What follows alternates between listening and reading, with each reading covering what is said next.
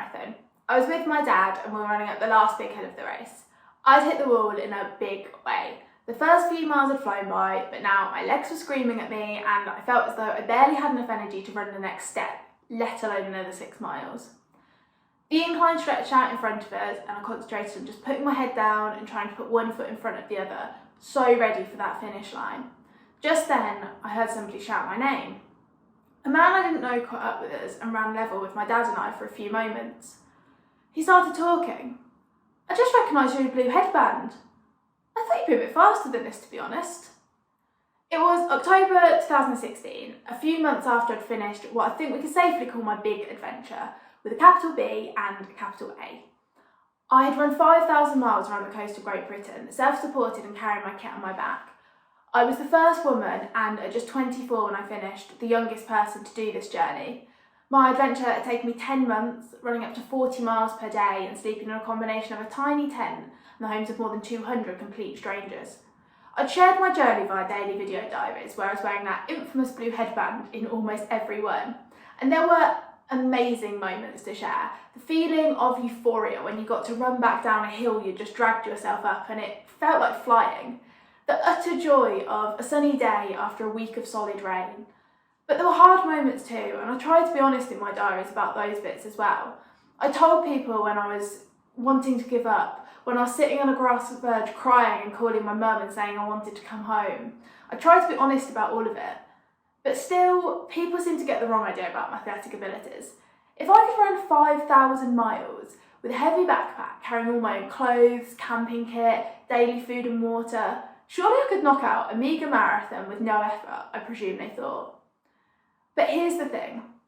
Running 5,000 miles is exactly the same as running 1 mile or a marathon. You've just done it a lot of times, joined it up in one long chain to get a long way. And just because you've done something a lot of times doesn't necessarily make the next time any easier. Because here's another thing, you don't need to be a very good runner to go on a running adventure. I'd say the same probably applies for most other things you want to do but think you can't as well. I was not a sporty kid. My brother was the runner in our family, and while he went to athletics training several times per week, I would wait in the car with my mum and beg to be taken to McDonald's. As a teenager, like most of my friends, and probably a lot of you watching this as well, I discovered drinking in the park and boys and hangovers, and continued to do no exercise whatsoever. This carried on into my 20s as I went to university. I started running while on my university year abroad in Sweden. I made a New Year's resolution to run a half marathon in a bid to get fit. And at the time, this felt like a totally preposterous goal. I barely told anybody. I didn't really believe that I could do it, and I knew that they wouldn't either.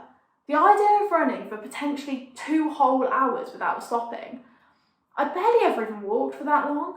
I just couldn't imagine how anybody, let alone me, could keep putting one foot in front of the other over and over and over for that long. I just didn't really understand that. And as I'm sure you can imagine, Sweden was extremely cold in January. The temperature in Gothenburg sat at minus 10 degrees Celsius or lower for most of the winter. Perfect time to launch your running career, right? I didn't have any proper kit and I'd run in a sweatshirt, woolly gloves and a thick old raincoat. And at first, I could only manage 10 minutes around the block before stopping.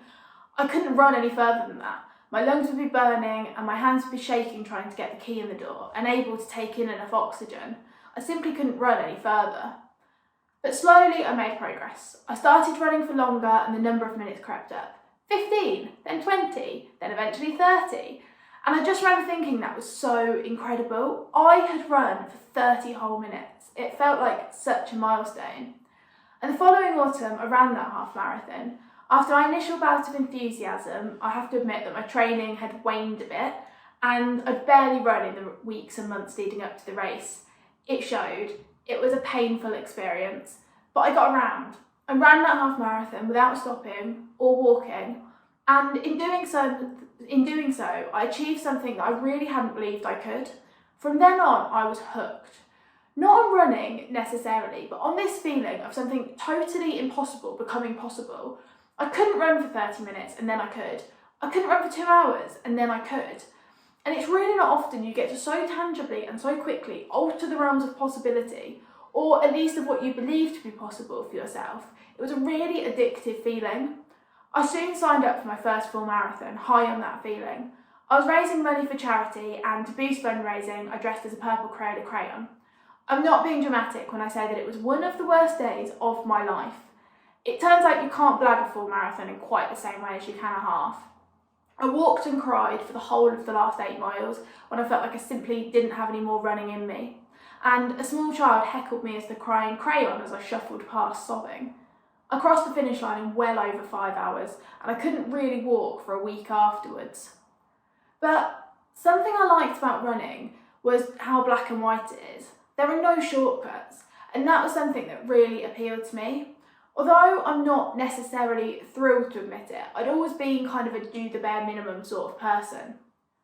I'd scraped my degree via a series of missed lectures and 3 AM shifts in the library, and I was forever losing track at work and forgetting to hand things in until long after they were actually due. If there was a shortcut to take, then I was more than likely going to take it. But you can't fake a run. You've either run a certain distance or you haven't. You've either run a certain pace or you haven't. It's black and white in that sense. And sure, sometimes a run might feel harder than others, and also one day the same distance may take you longer than on another. But that still doesn't affect the core fact of simply having done it. If you've run a mile, or 2, or 3, or 5,000, you've done it, and nobody can take that away from you. My first marathon might not have been the most elegant display of athletic prowess you've ever seen, but I'd still done it. And 26.2 miles is 26.2 miles. It doesn't matter how long it takes or how much it hurts. I ran that marathon in May 2014. It was less than a year after this that I announced my intention to go on my 5,000-mile run around Great Britain. If you're struggling to join the dots, then don't worry. So do I sometimes. How exactly did I go from one disastrous marathon to a 5,000-mile running adventure? The first step was to simply have the idea. People often ask if it was a lifelong dream of mine. That really couldn't be further from the truth. I had the idea of running around the coast of Britain while sitting at my desk at work. It was my first proper job after university, and I was looking at a map to see if we could deliver something to a customer. And I started to wonder, as I looked at the map of Great Britain, if anybody had been around the coast by any means. I did a bit of research, and it turned out lots of people had cycled, quite a few had walked, but nobody had really run it at that time. And there was born the inkling of an idea that perhaps I could be the person who did. It seems utterly ridiculous now. I had that one fairly awful marathon on my running CV. I'd never run an ultramarathon or a multi-day event. I barely even knew that these existed. And I found the occasional run to work carrying my change of clothes on my back hard enough. Yet here I was, proposing to run with a heavy pack for several months through a British winter in what would turn out to be a particularly stormy year, weeks and weeks on end of heavy rain and brutal winds. And let's not overlook some of the other pitfalls in my plan. I couldn't read a map. I had no idea how to navigate anywhere except via Google Maps. I was proposing to live in a tent for 10 months, yet I'd never camped on my own, let alone wild camped outside of a formal campsite. And whichever way you look at it really, I was completely unqualified to be setting off on a 5,000-mile run. But I was following along online as other people went on big adventures, and I was slowly realising that they were just people just like me. Perhaps some of them had a bit more raw talent, or some felt the cold less than I did, or were less afraid of the dark, or had more experience. But ultimately they were still just people just like me. And surely I could learn to run a long way, or how to read a map, and how not to be terrified of camping alone, just like them. It's easy to watch along as other people have big adventures, or do the things you want to do, and just assume that it's easy for them, that their natural gifts somehow enable them to reach their goals effortlessly. To somehow think that they were just born the kind of person able to run around a country or row an ocean or write a book, whatever it may be. But that's not true. Nobody comes from the womb as an adventurer. You become the kind of person who does a thing by simply doing it. I wanted to be the sort of person who went on big adventures and ran around countries, and I could be that person. I just had to do it. And I think that's true for most things that people achieve that seem big or push boundaries in some way. You get to the big shiny bit at the end by simply doing it, by chipping away at it day after day. Paula Radcliffe broke the marathon world record by training relentlessly for more than 20 years. Stephen King became one of the most prolific and successful writers of our time by sitting down and writing 1,000 words every single day in, day out, no excuses. Neil Armstrong got to be the first man on the moon after putting in thousands of hours of preparation and several failed missions. You just have to have an idea and then acting it. I could run around a country, I just had to run every day for 301 days to get there. It still shocks me now though the speed at which I committed to this idea. Honestly, if I had an idea like that again, I'm not sure I'd be brave enough. But in a way that I never have about anything else before or since, I just somehow felt very strongly that this adventure was mine. I simultaneously had no idea how to go nearly a year-long run, yet felt absolutely certain that I was going to. But of course, it's easy to sit here now and just say, just do it. And a question I ask a lot is how. And there are 3 key things that I tell people about planning an adventure. The first one is do enough planning to keep you safe, but not so much that you never end up starting. Number 2, differentiate between real versus perceived fear. And number 3 is that you don't need to be as good as you think you do. You're probably already good enough. So let's talk about the planning first. After that first step of having the idea, the next thing I did was to start telling people about it.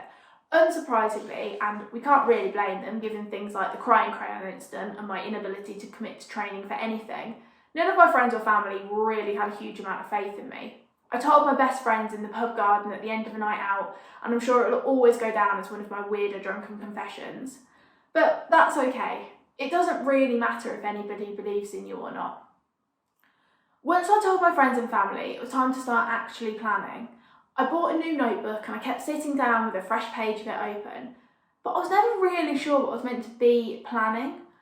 I wasn't going somewhere far-flung that required visas or a new language or injections against tropical illnesses. I was just setting off from the middle of London to go around the coast of Britain. Everything would be familiar, and if it all went really wrong, I could just get a train home. People kept saying that I should plan my route as well. I also didn't know how to do this. So I just took a map of the UK and I went onto Microsoft Paint and I drew a red line around it so I had something to post to my website. The main thing I did need to plan was the finances.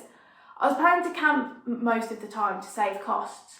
I worked out roughly how much I thought I'd need to spend on food, etc. each day, and moved from the 2-bed flat that I shared with a friend to a 6-person house share right at the end of the tube line to save money.